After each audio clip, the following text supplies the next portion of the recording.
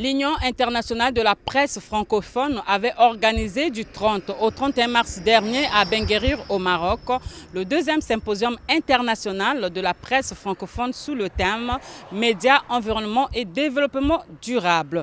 Nous vous avons diffusé une émission spéciale sur cette question la semaine dernière. Aujourd'hui donc, nous allons vous diffuser la suite et fin de cette même émission sur le deuxième symposium international de l'UPF concernant les médias et environnement. Mesdames, Mesdemoiselles et Messieurs, bonjour. Bienvenue à cette émission spéciale. Tout de suite, ouvrons notre magazine.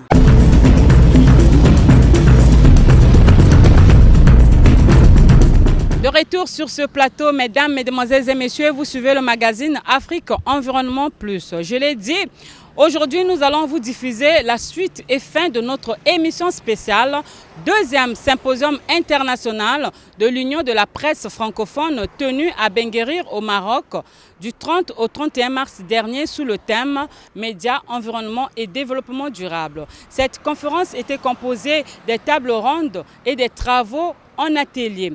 En effet, après donc d'intenses travaux en atelier et en table ronde du deuxième symposium international de la presse francophone, les membres de cette union avaient eu droit à une visite guidée dans le lieu stratégique qui confirme l'attachement et le combat écologique du royaume chérifien. C'était à Marrakech. Kélim Bimi était avec ses journalistes. Il nous propose bout à bout cette visite guidée. On y va en images.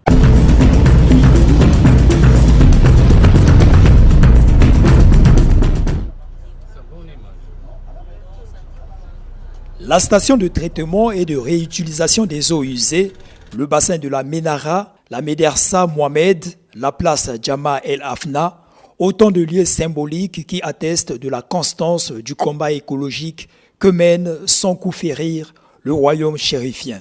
Autant de sites historiques ou touristiques qui ont constitué les différentes étapes de la visite guidée à laquelle ont eu droit les participants au deuxième symposium international de l'Union de la presse francophone, UFP en sigle, en rapport avec le thème de ces assises. Les hôtes de Benguérir et de l'université Mohamed VI Polytechnique ont également visité le musée Mohamed VI pour la civilisation.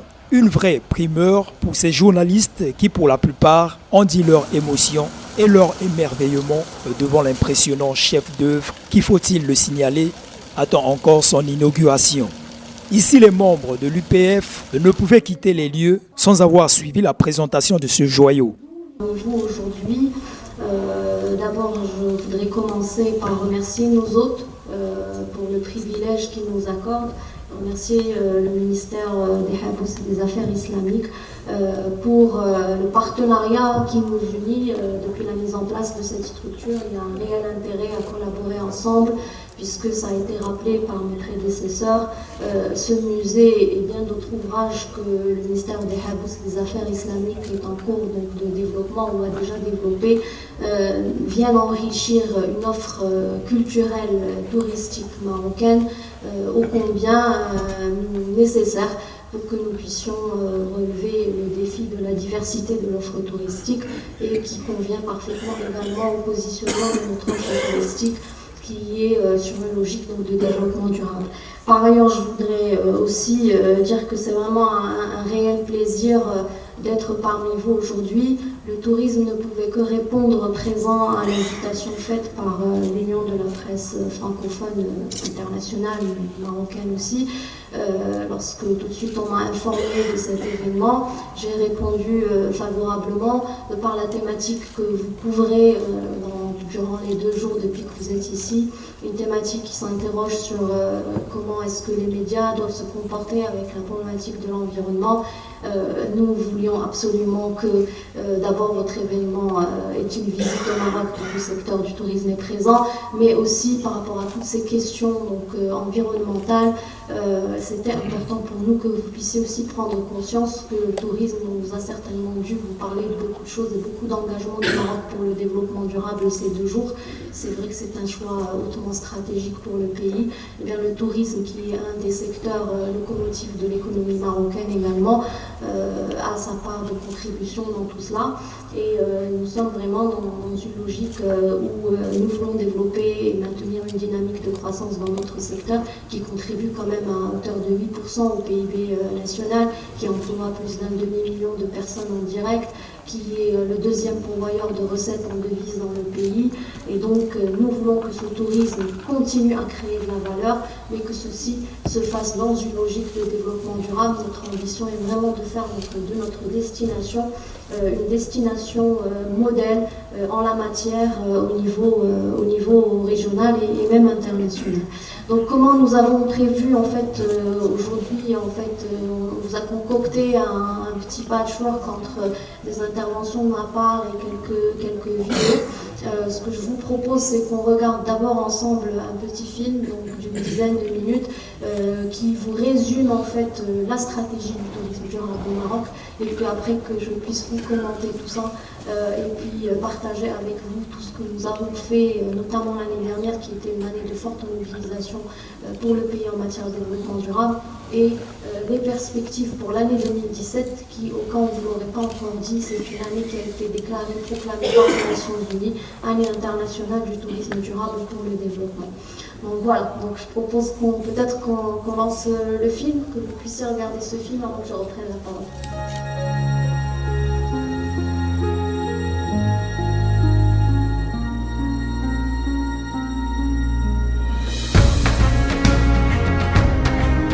En 2006, le Royaume s'est doté d'une charte marocaine du tourisme responsable. Le Maroc affichait alors sa volonté de promouvoir un tourisme respectueux de l'homme et de l'environnement qui valorise le patrimoine culturel, identitaire et immatériel de ses différentes régions. Un tourisme créateur de richesses et de valeurs.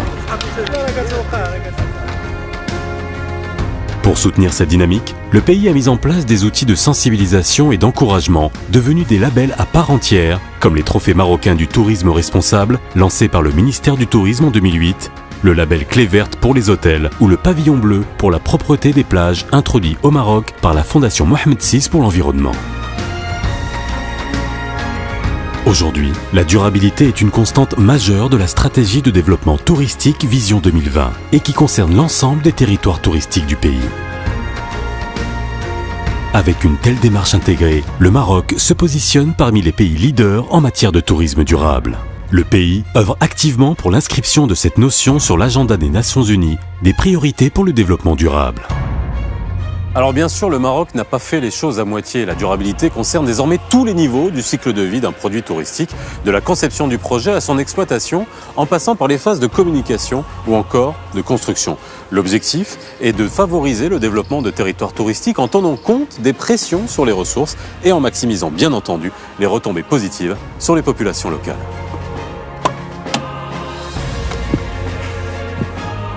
Et vous allez le voir avec nous, du nord au sud, des opérateurs touristiques s'engagent et de nombreuses initiatives de tourisme durable se concrétisent tous les jours.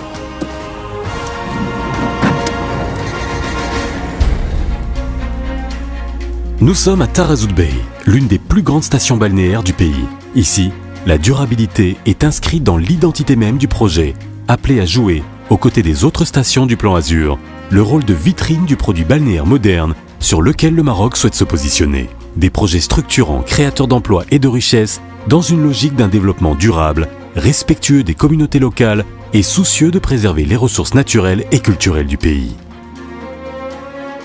La première opération à l'international à être certifiée HQE bâtiment résidentiel pour sa composante résidentielle, et elle est portée par la SAPS, qui est aujourd'hui le premier maître d'ouvrage au Maroc à être certifié qualité, sécurité, environnement. Plusieurs actions ont été menées, que ce soit sur le plan environnemental que socio-économique, la préservation d'une réserve d'arganier d'environ 80 hectares, la réutilisation des eaux usées issues de la steppe pour l'arrosage des golfs et des espaces verts, la construction de bâtiments de haute qualité environnementale. Sur le plan socio-économique, nos principales priorités, c'est l'intégration de la population locale au sein de la station, la valorisation du patrimoine naturel et culturel à travers le développement de circuits touristiques au niveau de l'arrière-pays et la très forte contribution au développement développement des communes voisines. De tels grands projets sont aussi censés jouer un rôle important de bassin émetteur de touristes pour l'offre écotouristique de niche qui se développe dans l'arrière-pays.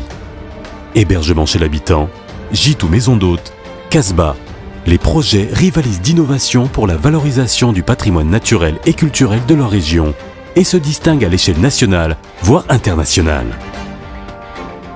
Une démarche institutionnelle vient aussi structurer et encourager le développement du tourisme rural à travers les pays d'accueil touristique ou plus récemment le programme national intégré de développement du tourisme durable lancé par le gouvernement pour le développement d'une offre touristique rurale intégrée, créatrice d'activités génératrices de revenus pour les populations locales. Changement de décor. Nous sommes maintenant à Marrakech.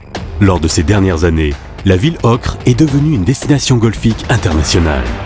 Mais ici comme ailleurs, le développement de ce segment touristique à forte valeur ajoutée se fait dans le respect des ressources hydriques déjà rares dans la région.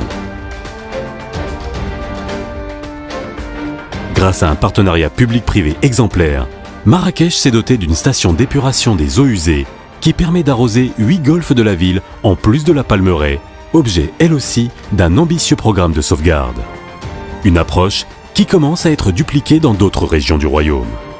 Cette station d'épuration a coûté 1,2 milliard de dirhams. Elle a été financée par l'État, à peu près 15%, les golfs, les projets golfiques, à peu près 20%, ensuite par des emprunts, à peu près 15%, et puis le reste qui est à peu près 40%, c'est un autofinancement des fonds propres de la régie. Elle a été dimensionnée pour arroser 19 golfs. Actuellement, on arrose 8 golfs par un volume annuel de à peu près de 6 millions de mètres cubes par an. Nous, en tant qu'acteurs responsables du développement touristique sur le Maroc, sommes très fiers de ça. Les clients golfeurs, ils aiment bien se retrouver dans des destinations qui ont ce souci-là du tourisme responsable. Et l'utilisation des eaux est très importante dans ce tourisme responsable-là. Et le Maroc, Marrakech, Agadir, y participe en étant responsable sur l'utilisation, la gestion de son stock d'eau. L'impact, il est double. Il est sur l'environnement et il est sur le cadre de vie des Marrakech. On dépollue 100% des eaux usées qui sont rejetées dans le réseau. Pour l'environnement, 1 million de mètres cubes économisés, c'est l'équivalent d'une alimentation en eau potable de 30 000 habitants. Autre pierre angulaire de la stratégie marocaine de tourisme durable, la valorisation des réserves et des parcs naturels par le tourisme. Que ce soit au sud, comme ici, au parc Souss-Massa, ou plus au nord, dans la région d'Ifrane par exemple, des efforts colossaux mobilisant acteurs publics et privés sont déployés pour préserver la biodiversité et créer des activités génératrices de revenus pour les populations locales vivant au sein des parcs ou dans les alentours. Aujourd'hui, tous les territoires du pays sont concernés par cette dynamique du tourisme durable.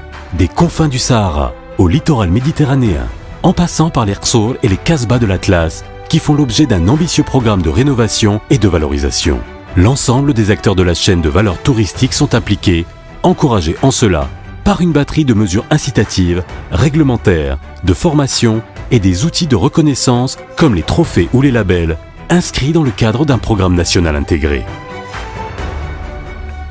Je pense que nous pouvons être fiers de la contribution du Maroc pour faire reconnaître le tourisme durable comme un réel levier de développement au niveau international. Aujourd'hui, le tourisme durable prend sa place au niveau des objectifs de développement durable du millénaire qui viennent d'être adoptés par les Nations Unies. C'est 10 ans de mobilisation du Maroc et de présence au niveau de toutes les instances internationales qui ont été mises en place pour promouvoir le tourisme durable, que ce soit dans le cadre du groupe de travail international pour le tourisme durable qui a été issu du processus de Marrakech, ou bien le partenariat mondial pour le tourisme durable que nous avons présidé d'ailleurs de 2013 à 2015. Moi je dirais, si je devais résumer notre défi, je dirais que c'est le changement d'échelle. Pour changer en fait la perception du tourisme durable comme étant juste l'affaire d'une niche, un tourisme de niche, mais faire en sorte que dans la perception de tout un chacun, tout le monde se sente concerné par le développement d'un tourisme durable, aussi bien les producteurs de l'offre touristique et les acteurs de la chaîne de valeur que le consommateur lui-même et le touriste. Vous l'avez vu, la mobilisation de tous ces acteurs a initié une belle dynamique citoyenne et responsable. Plus que jamais auparavant, le Maroc s'engage résolument sur la voie du tourisme durable. Comment rester sans voix devant ce lieu chargé de mémoire? Comment ne pas délier ses cordes vocales devant ce trésor de l'humanité, patrimoine historique d'un pays qui fait du combat écologique son credo? Non, nul n'aurait aimé pareil sacrilège. Le musée de l'eau aujourd'hui nous rappelle que rien ne se crée, rien ne se perd, tout se conserve. On vient de découvrir des grandes richesses. On peut dire que cette ville, c'est une ville qui est sur l'eau. Tout ce qui se fait, c'est comme une beauté architecturale. On ramène des choses de l'Antiquité, on modernise. Nous avons nos musées dans nos pays, mais ce que nous avons vu ici, c'est comme on dirait, c'est le jour et la nuit. Or, il y a une certaine manière de pouvoir faire le transfert de connaissances. Ce sont des expériences. Le musée de l'eau, comme on dirait, no comment. C'est vraiment très, très intéressant. C'est extrêmement important parce qu'on a toute cette histoire-là de l'eau dans une zone quand même un peu aride où il se pose quelques problèmes d'eau. Et on a vu ce qui m'a moi plus saisi mon attention, c'est que quand on était à l'intérieur du musée de l'eau, à un moment donné, j'étais face à un écran. Alors, l'environnement, la préservation de l'eau, on le prend comme un thème nouveau. Mais à un moment, on était dans la salle, j'ai regardé un écran et j'ai vu des versets de Coran comme ça, de la religion musulmane, qui défilaient. Et c'est des versets qui avaient trait à l'eau. Et ça allait directement dans le sens de la conservation de cette ressource-là. Parce qu'à un moment, j'ai vu, Dieu vous a envoyé l'eau, utilisez-le tour à tour, donnez à boire aux chamelles. Donc ce modernisme-là dont on parle, quelque part, ça fait partie de nos valeurs. C'est-à-dire qu'à partir de nos propres valeurs, nous, en tant qu'Africains, on peut trouver des arguments valables pour préserver ces ressources-là. Et non considérer ça comme une mode qui nous vient d'ailleurs. Nous avons invité les membres du PF à participer à ce symposium. On a voulu faire une visite culturelle, mais toujours liée à la thématique de l'environnement. Nous sommes allés voir le lac, le bassin de la Ménara, la station de traitement des eaux, ça reste toujours dans la thématique.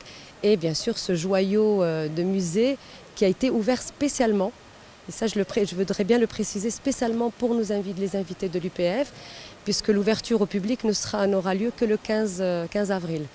Et les responsables du musée nous ont fait un beau cadeau et c'est le cadeau que nous avons voulu offrir à nos invités membres de l'UPF. Tout compte fait, cette visite rentre dans le cadre de la pratique des enseignements tirés sur ce symposium et montre combien le Maroc tient à lutter contre le changement climatique. En terre, en pisé rouge, et on a gardé ce label, ocre rouge.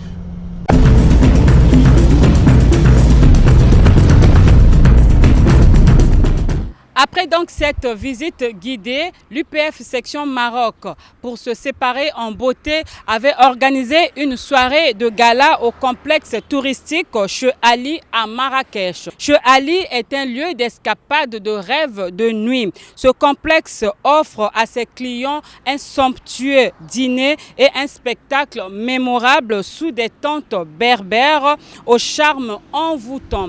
Je ne vous en dis pas plus. Suivons plutôt ce reportage pour vous rendre compte qu'à Marrakech, chez Ali, il fait bon vivre.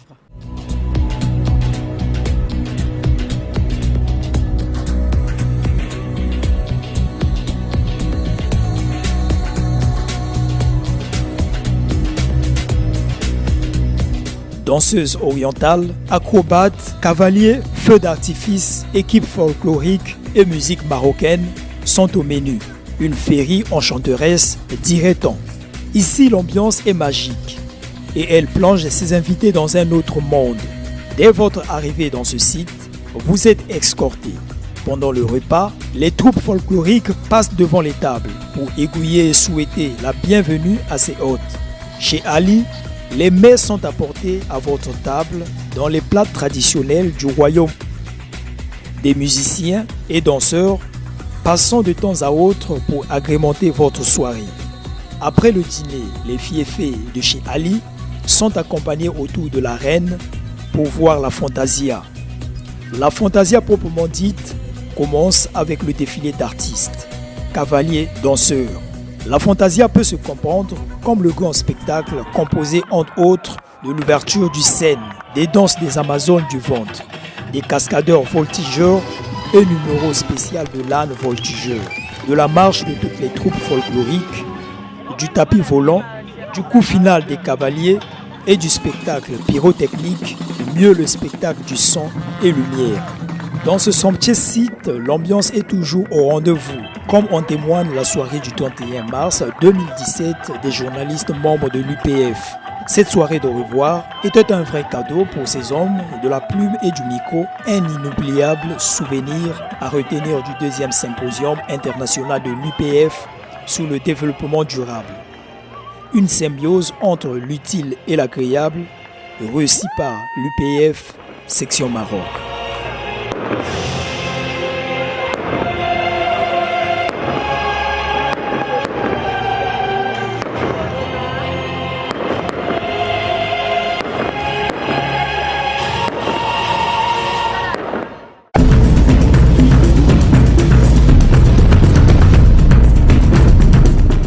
Qu'est-ce que l'UPF? Pourquoi la tenue de ce deuxième symposium sous le thème Médias, environnement et développement durable? Quelles sont les perspectives d'avenir de cette union? Le président de l'UPF international répond à toutes ces questions dans une interview que nous avons réalisée avec lui à Marrakech. Suivant plutôt.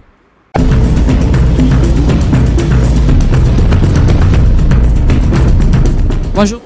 Bonjour. Alors Président, pour quel but vous avez organisé le deuxième symposium sur médias et développement durable de l'UPF? Nous avons organisé ce séminaire, ce symposium, pour être plus précis, à la demande des médias africains. Nous avions organisé l'année dernière à Monaco un symposium consacré au thème de l'environnement, du rôle et de la place des médias dans la problématique de l'environnement. Ce symposium a été assez intéressant pour les participants et l'écho est parvenu à de nombreuses régions du monde et particulièrement en Afrique. La demande a été forte de voir comment faire profiter les journalistes africains de cette expertise et de ces compétences. L'UPF a cherché à satisfaire une telle demande, une telle attente et nous avons pu enregistrer la demande de la section marocaine de l'UPF pour proposer un tel format aux pays africains. Et nous sommes heureux d'avoir accueilli à ce symposium 150 journalistes, hommes et femmes, venant de 27 pays africains, ce qui témoigne d'un beau succès et de l'intérêt des médias pour une telle problématique. Alors, le symposium a pris fin. Les discours, c'est vrai, on n'avait pas fait vraiment le bilan comme il s'agissait. Mais qu'est-ce qu'on peut retenir alors de ce symposium, des ateliers, surtout des rapports que les présidents des ateliers ont fait? Parce qu'il y a eu plus des préoccupations que des solutions, des problèmes positifs. Oui, il y a, après avoir écouté les rapports formulés par les différents ateliers, une foule de recommandations et de demandes. Demandes en termes de renforcement de la formation, demande en termes d'encadrement, demande en termes aussi de la part des participants de poursuivre cet effort de formation et de partager l'expérience et les expertises. L'UPF entendra cette demande et veillera à travailler avec ses partenaires sur, disons, une plateforme en direction des journalistes africains et même à travers les journalistes à travers le monde sur la question de la problématique de l'environnement et du développement durable. C'est une question d'actualité, c'est une question qui interpelle tout le monde. Et nous avons notre contribution à apporter dans ce domaine-là. L'attente est forte, l'attente est grande. Nous avons l'obligation et le devoir de répondre à de telles attentes. Moi, personnellement, j'étais surprise de voir l'université Mohamed VI accueillir tous les participants du symposium, y compris vous, Président. Vous n'avez pas eu le luxe d'aller dans les hôtels 5 étoiles. Mais comment s'est fait ce choix? Mais justement, on parlait de développement durable, on parlait de protection de l'environnement. L'université polytechnique Mohamed VI de Ben Gurir est un cadre adéquat. Ça répond à la problématique, ça répond à une ambition, c'est-à-dire de faire une offre de formation dans les domaines les plus pointus de la science et de la technologie aux étudiants africains. L'université Mohamed VI s'inscrit dans le cadre d'un projet, disons, écologique, avec la création, disons, d'un Green Park, avec la création d'infrastructures de production énergétique durable, avec la disons, un volet de protection de l'environnement, nous avons estimé que c'était un cadre approprié pour le faire. Et surtout que l'Université Mohamed VI, comme vous l'avez constaté, offre les conditions d'accueil optimales pour un travail de recherche, un travail de réflexion, un travail académique. Nous avons été très à l'aise avec les participants dans ce cadre-là, qui offrent une capacité d'accueil extraordinaire et qui mérite d'être connue à travers l'Afrique pour que les populations africaines, les pays africains puissent envisager d'envoyer des étudiants africains se former dans cette université-là qui a les plus hauts standards de qualité de formation à travers le monde. Et je crois que c'est quand même une prouesse, une réalisation qui mérite d'être connue à travers l'Afrique. Tous les hôtes de l'UPF ici à Marrakech ont été pris en charge par vos UPF. Sûrement vous avez eu des sponsors. Alors comment est-ce que ça s'est passé et cet honneur revient à qui? Oui, en fait, vous savez, quand on monte un projet, il va falloir trouver son financement. L'UPF compte sur des ressources générées par son partenariat avec les institutions publiques, privées. Nous devons faire preuve d'ingéniosité pour pouvoir faire financer nos projets. Aujourd'hui, avec ce symposium, nous avons eu la chance de bénéficier de soutien de sponsors comme l'Office chérifien des phosphates, comme Ellipse Projet qui est une société française qui travaille en Afrique, mais aussi comme d'autres entreprises locales marocaines, comme la Royal Air Maroc qui nous a consenti par exemple des rabais sur les tarifs de transport aérien, comme aussi l'Université Ben Guerir Mohamed VI qui nous a offert un cadre d'accueil avec une logistique optimale. Nous pensons que c'est comme ça qu'il faut diversifier les partenaires, c'est comme ça qu'il faut chercher à diversifier les sources de financement et nous y arrivons jusqu'à présent. L'année dernière, par exemple, nous avons eu un partenariat avec les assises de Madagascar à Ansirabé. Nous avons trouvé des partenaires qui ont répondu à notre demande avec un projet intéressant pour eux parce qu'il faut que le partenaire aussi y trouve son compte, c'est-à-dire en termes de visibilité, en termes de promotion. Et aujourd'hui, c'est une formidable opportunité pour un pays, pour une entreprise de travailler avec par exemple un groupe de 350 journalistes ou des centaines de journalistes qui viennent de partout à travers le monde et qui peuvent donner de la visibilité à ce pays-là. Je pense qu'aujourd'hui nous sommes attractifs. Aujourd'hui il y a une demande qui est forte. Il y a des pays qui se bousculent aujourd'hui pour nous inviter à obtenir des rencontres. C'est parce que l'UPF a prouvé qu'avec le format qu'on propose à nos interlocuteurs, à nos partenaires, ils y gagnent et c'est cela l'intérêt de la collaboration. Et pour terminer, Monsieur le Président, pourquoi ce musée? Bon, en fait, c'est le musée de l'eau, qui est un musée réalisé par le Royaume du Maroc, qui n'est pas encore inauguré. On nous a fait vraiment la fleur de nous l'ouvrir en premier et en exclusivité. Ce n'est pas encore inauguré par les autorités marocaines. Donc je crois que c'est une marque de confiance et une marque aussi d'amitié et d'hospitalité qui nous va droit au cœur. Maintenant, c'est un musée de l'eau. Nous sommes venus pour parler de l'environnement, du développement durable. Donc, finir avec l'eau, je pense que c'est le prolongement naturel de notre séjour ici. Et donc, ça a été bien pensé d'inscrire ce musée-là dans le circuit. Et il est heureux que les autorités marocaines, notamment les autorités en charge du tourisme, nous ont fait cette présentation-là, nous ont offert la possibilité de visiter ce musée-là et nous en sortons avec encore une perception très positive de ce qui se fait en termes d'initiatives dans le domaine de la culture et du tourisme et nous nous en félicitons et nous félicitons nos partenaires du Maroc, nous félicitons aussi la section marocaine qui a été à l'origine d'un tel projet. Et moi dire, vraiment pour terminer, sur le Maroc et peut-être au président des pays, au président de la République des autres pays concernant l'initiative du Maroc. Mais je crois que ça doit inspirer, et ça doit inspirer. Moi, je serais content que tous les pays africains suivent cet exemple d'attractivité, cet exemple d'initiative, cet exemple d'investissement pour la postérité, cet exemple aussi de faire ressortir le plus positif dans leur pays. En tout cas, nous sommes ouverts à encourager les gens dans ce sens-là. Nous sommes ouverts à les aider parce que c'est à cela aussi que sert l'UPF. Nous avons des membres dans tous les pays pratiquement du monde, notamment les pays francophones. Et aujourd'hui, s'il y a une ouverture d'esprit, une volonté de partenariat qui se dégage de quelque part, nous sommes prêts à répondre à une telle attente et à l'accompagner. C'est moi qui vous remercie.